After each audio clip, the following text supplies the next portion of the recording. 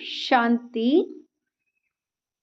साकार मुरली 4 जनवरी 2025 सुनेंगे ईश्वरीय महावाक्यों को विस्तार से। मीठे बच्चे, तुम अशरीरी बन जब बाप को याद करते हो तो तुम्हारे लिए यह दुनिया ही खत्म हो जाती है। देह और दुनिया भूली हुई है। प्रश्न: बाप द्वारा सभी बच्चों को ज्ञान का तीसरा नेत्र क्यों मिला है?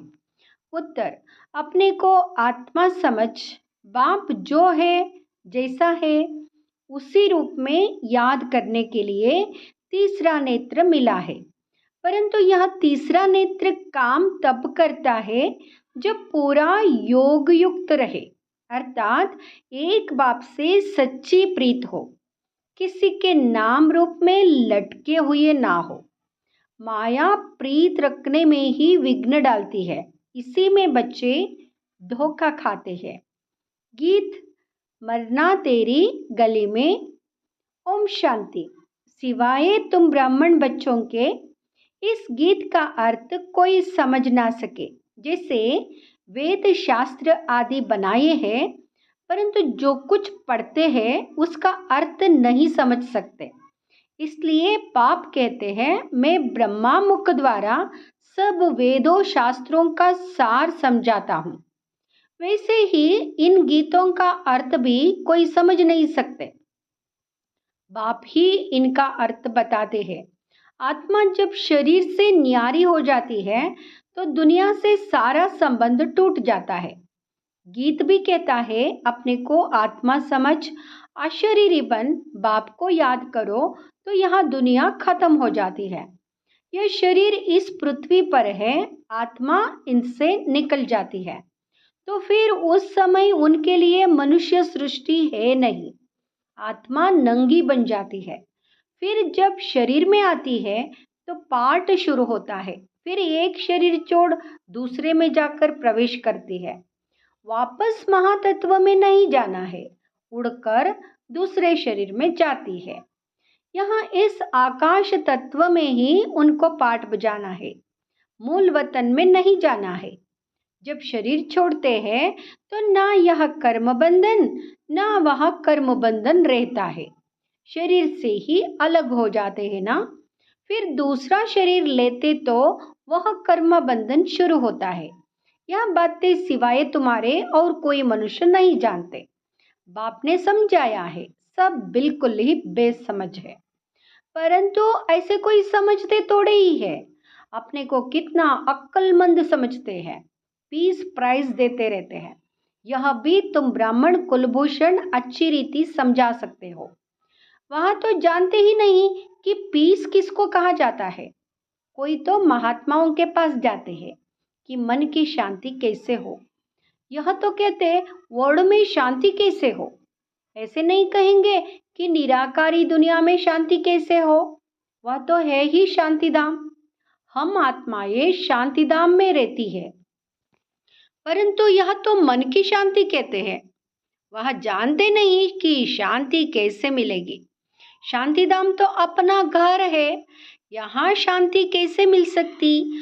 हाँ, सतयुग में सुख शांति संपत्ति सब है, जिसकी स्थापना बाप करते हैं।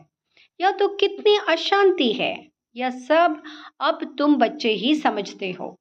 सुख शांति संपत्ति भारत में ही थी, वह वर्षा था बाप का, और दुख अशांति कंगालपना यह वर्षा है रावण का। यह सब बातें बेहद का बाप बाइट बच्चों को समझाते हैं। बाप परमधाम में रहने वाला नॉलेजफुल है, जो सुखधाम का हमको वर्षा देते हैं। वहाँ हम आत्माओं को समझा रहे हैं। यह तो जानते हो, नॉलेज होती है आत्मा में, उनको ही ज्ञान का सागर कहा जाता है। वह ज्ञान का सागर इस शरीर द्वारा वर्ल्ड की हिस्ट्री जियोग्राफी समझाते हैं। वर्ल्ड की आयु तो होनी चाहिए ना। वर्ल्ड तो है ही, सिर्फ नई दुनिया और पुरानी दुनिया कहा जाता है। यह भी मनुष्यों को पता नहीं, न्यू वर्ल्ड से वर्ल्ड वर्ल्ड कितना समय लगता है। तुम बच्चे जानते हो कलयुग के बाद सतयुग जरूर आना है, इसलिए कलयुग और सतयुग के संगम पर बाप को आना पड़ता है। यहाँ भी तुम बच्चे जानते हो परमपिता परमात्मा ब्रह्मा द्वारा नई दुनिया की स्थापना, शंकर द्वारा विनाश कराते हैं। त्रिमूर्ति का अर्थ ही यहाँ है स्थापना, विनाश, पालना। यह तो कॉमन बात है, परंतु यह बातें तुम बच्चे भूल जाते हो। नहीं तो तुमको खुशी बहुत रहे, निरंतर याद रहनी चाहिए। बाबा हमको अब नई दुनिया के लिए लायक बना रहे हैं। तुम भारतवासी ही लायक बनते हो और कोई नहीं। हाँ, जो और धर्मों में कन्वर्ट हो गए हैं वह आ सकते हैं, फिर इसमें कन्वर्ट हो जाएंगे जैसे उसमें हुए थे। यह सारी नॉलेज तुम्हारी बुद्धि में है, मनुष्यों को समझाना है। यह पुरानी दुनिया अब बदलती है। महाभारत लड़ाई भी जरूर लगनी है। इस समय ही बाबा आकर राजयोग सिखलाते हैं। जो राजयोग सीखते हैं वह नई दुनिया में चले जाएंगे। तुम सबको समझा सकते हो कि ऊंचते ऊंच है भगवान, फिर ब्रह्मा विष्णु शंकर, फिर आवो यहाँ मुख्य है जगदम्बा जगत पिता। बाप आते भी यहाँ है ब्रह्मा के तन में, प्रजापिता ब्रह्मा तो यहाँ है ना। ब्रह्मा द्वारा स्थापना सूक्ष्मोतन में तो नहीं होगी ना, यहाँ ही होती है। यह व्यक्त से अव्यक्त बन जाते हैं। यह राजयोग सीखकर विष्णु के दो रूप बनते हैं। वर्ल्ड की हिस्ट्री ज्योग्राफी समझनी चाहिए ना, मनुष्य ही समझेंगे। वर्ल्ड का मालिक ही वर्ल्ड की हिस्ट्री ज्योग्राफी समझा सकते हैं। वह नॉलेजफुल पुनर्जन्म रहित है। यह नॉलेज किसकी बुद्धि में नहीं है, परखने की भी बुद्धि चाहिए ना। कुछ बुद्धि में बैठता है या ऐसे ही है, नब्ज देखनी चाहिए। एक अजमल का नामी ग्रामी वैद्य होकर गया है, कहते देखने से ही उनको बीमारी का पता पड़ जाता था। अब तुम बच्चों को भी समझना चाहिए कि यह लायक है या नहीं। बाप ने बच्चों को ज्ञान का तीसरा नेत्र दिया है, जिससे तुम अपने को आत्मा समझ, बाप जो है जैसा है उसको उसी रूप में याद करते हो। परंतु ऐसी बुद्धि उनकी होगी जो पूरा योग युक्त होंगे, जिनकी बाप से प्रीत बुद्धि होगी। सब तो नहीं है ना, एक दो के नाम रूप में लटक पड़ते हैं। बाप कहते प्रीत तो मेरे साथ लगाओ ना। माया ऐसी है जो प्रीत रखने नहीं देती है।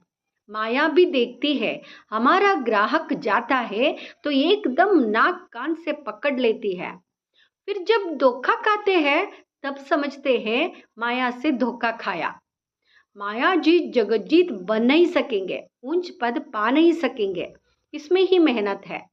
श्रीमत कहती है माँ में कम याद करो तो तुम्हारी जो पतित बुद्धि है वह पावन बन जाएगी। परंतु कईयों को बड़ा मुश्किल लगता है। इसमें सब्जेक्ट एक ही है, अलफ और बे, बस दो अक्षर भी याद नहीं कर सकते हैं। बाबा कहे अलफ को याद करो, फिर अपनी देह को दूसरे की देह को याद करते रहते हैं। बाबा कहते हैं देह को देखते हुए तुम मुझे याद करो। आत्मा को अब तीसरा नेत्र मिला है मुझे देखने समझने का, उससे काम लो। तुम बच्चे अभी त्रिनेत्री त्रिकालदर्शी बनते हो, परंतु त्रिकालदर्शी भी नंबरवार है।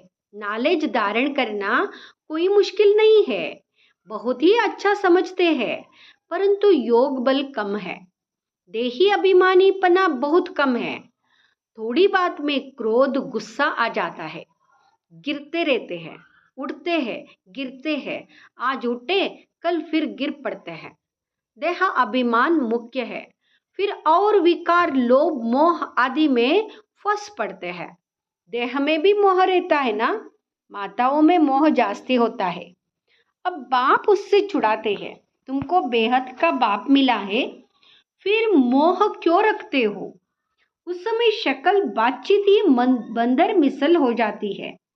बाप कहते नष्टो मोह बन जाओ, निरंतर मुझे याद करो। पापों का बोझा सिर पर बहुत है, वह कैसे उतरे? परंतु माया ऐसी है, याद करने नहीं देगी। भले कितना भी माता मारो, घड़ी घड़ी बुद्धि को उड़ा देती है। कितनी कोशिश करते हैं हम मोस्ट बिलवेड बाबा की ही महिमा करते रहे। बाबा बस आपके पास आए कि आए, परंतु फिर भूल जाते हैं, बुद्धि और तरफ चली जाती है। यह नंबर 1 में जाने वाला भी पुरुषार्थी है ना। बच्चों की बुद्धि में यह याद रहना चाहिए कि हम गॉड फादरली स्टूडेंट है। गीता में भी है, भगवान उवाच, मैं तुमको राजाओं का राजा बनाता हूँ।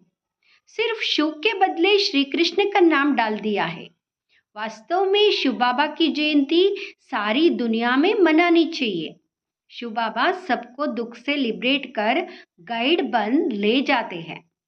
यह तो सब मानते हैं कि वह लिबरेटर गाइड है, सबका पतित पावन बाप है, सबको शांतिधाम सुखधाम में ले जाने वाला है। तो उनकी जयंती क्यों नहीं मनाते हैं? भारतवासी ही नहीं मनाते हैं, इसलिए ही भारत की यह बुरी गति हुई है। मौत भी बुरी गति से होता है। वह तो बम्स ऐसे बनाते, गैस निकला और खलास, जैसे क्लोरोफॉर्म लग जाता है। यह भी उन्हों को बनाने ही है। बंद होना इम्पॉसिबल है। जो कल्प पहले हुआ था सो अब रिपीट होगा। इन मूसलों और नेचुरल कैलामिटी से पुरानी दुनिया का विनाश हुआ था, सो अभी भी होगा। विनाश का समय जब होगा तो ड्रामा प्लान अनुसार एक्ट में आ ही जाएंगे। ड्रामा विनाश जरूर कराएगा। रक्त की नदियां यहाँ बहेगी। सिविल वार में एक दो को मार डालते हैं ना। तुम्हारे में भी थोड़े जानते हैं कि यहाँ दुनिया बदल रही है। अब हम जाते हैं सुखधाम, तो सदैव ज्ञान के अतीन्द्रिय सुख में रहना चाहिए।